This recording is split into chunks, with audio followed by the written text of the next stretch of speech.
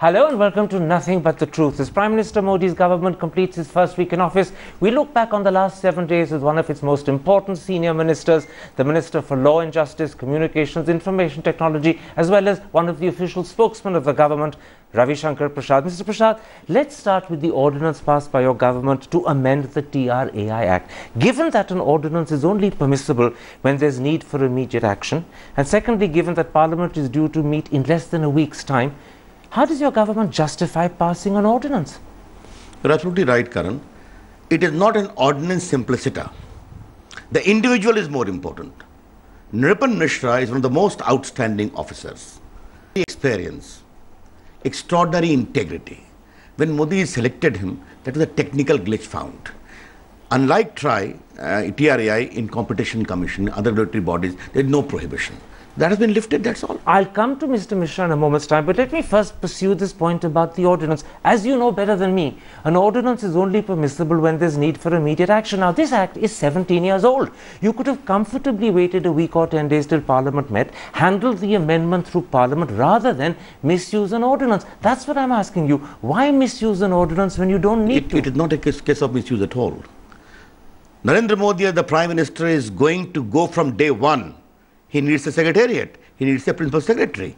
And he selected the best man possible, Nripendra Mishra. But he couldn't wait a week to do it in Parliament and do it through a bill rather than an ordinance? It will be done in the Parliament. Eventually. It has to be done. Because it was an emerging situation. Because the man must be appointed properly. You're saying to me that the Prime Minister's need for a principal secretary on day one was greater than his concern whether this should be done through an ordinance or through a bill? No. The point is very simply. Once Mr. Mishra has to be appointed, there is an emerging situation that the technical glitch, if at all I call it, must be removed. That's all. All right, let's come then to Mr. Nripendra Mishra. As you yourself admitted, this ordinance has a single focus. It's been done specifically to facilitate Mr. Mishra becoming the Prime Minister's principal secretary. But that breaches the cardinal convention and principle that you never create a law with a single individual in mind. Yet you've done it here.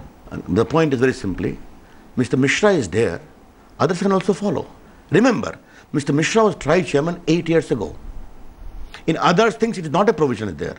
Suppose a TRAI chairman is there in the future. Therefore, these TRAI regulations have been brought on par with other regulatory bodies. Except that that's not fully the case, because the law that sets up the Central Vigilance Commission actually does have a similar condition debarring further employment. If you want to remove that bar, then do it across the board for everyone. No, for instance, in Public Service Commission, constitutional body, there is a bar. Why say that? Absolutely. Therefore, the so role... it's selective. No, the role of CVC, the role of Public Service Commission is different. TRAI is the regulator simpliciter, like your bodies like Competition Commission or other insurance regulatory authorities like that. All right. You think it's justifiable that it happened with just an individual in mind, but look at the implications for the autonomy of the regulator hereafter.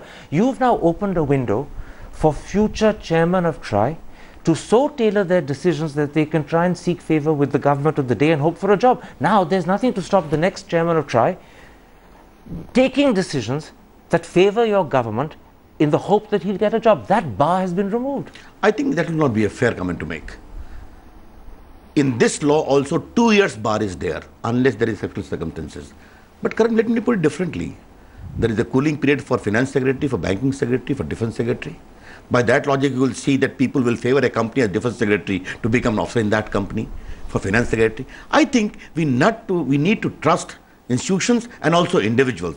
And Nripendra Mishra's outstanding integrity and professional competence is beyond doubt. I have no question about that. Mr. Mishra is an outstanding individual, but the reason this is a fair, not an unfair question, is because someone like Mr. E.A.S. Sharma, a very famous former Power and Finance Secretary, has had this to say about your amendment. He says it is highly undesirable for any government to dilute this statutory provision. It will be sending a negative and undesirable message. That's the message he thinks you've sent out. I would tell Mr. Prasanna very respectfully, he must see the conduct of Narendra Modi government in terms of objectivity, transparency and performance and governance record. All right, one last question on this issue. The Principal Secretary to the Prime Minister is right at the very top of the civil service hierarchy. Usually, he's an official that junior civil servants look up to. But in this instance, because of alleged improprieties in the way he's come to that office, is there now not a danger that many juniors who work under him may lose respect for him? people will respect Mr. Nripendra Mishra for his integrity and professional competence. There have been principal secretaries and there have been principal secretaries. Ultimately, it is the moral stature of the man, which is a combination of his professional capabilities and integrity, which marks the respect or disrespect. His moral stature is above dispute. I grant that. I'm simply saying that the manner in which the Prime Minister has appointed him has put him in an invidious position. I differ with you, Karan. That's all. Right. Let's then come to your HRD Minister, Smriti Irani. Unfortunately, her election affidavits contradict each other. In 2004, she claimed she was a Delhi University BA and she gave the year as 1996. But in 2011 and in 2014, she changed that to Bachelor of Commerce Part 1 and gave the year as 1994. And the Congress party says at least one of those two affidavits has to be wrong and maybe is a lie. First of all, Congress people need to pick up a little better things after the resounding defeat, except picking up technical glitches in affidavit. Smriti Irani has very rightly stated, Karan, please judge me on my performance. She's in Rajya Sabha with me. And let me tell you, Karan, her parliamentary skill are better than many PhDs. Her political activism and understanding is outstanding. She gave a run for money to Mr. Rahul Gandhi, you very well know it. But you misunderstood my question. No, I did not. I'm not questioning her credentials. I'm not questioning the fact that she doesn't have a degree. I'm not saying, therefore, she shouldn't be HRD Minister. I'm simply questioning that her election affidavits contradict each other to such an extent that one of them has to be A, wrong and possibly a lie. Now, I think she will explain that. And she has explained that she lost these elections. Two of them are completely right. If in one there may have been some inadvertent from 94 to 96, maybe that can be, but I don't know the details of it, to be very honest to you.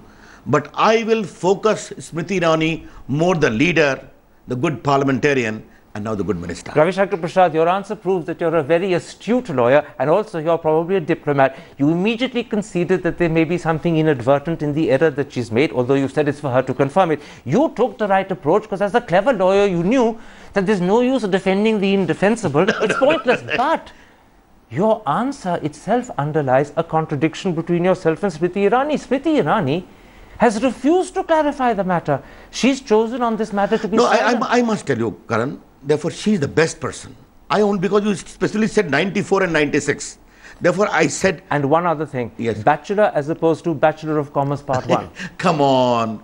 If I say in lighter vein, there have been politicians who were non-matriculate, but rose to become great politicians. But you see,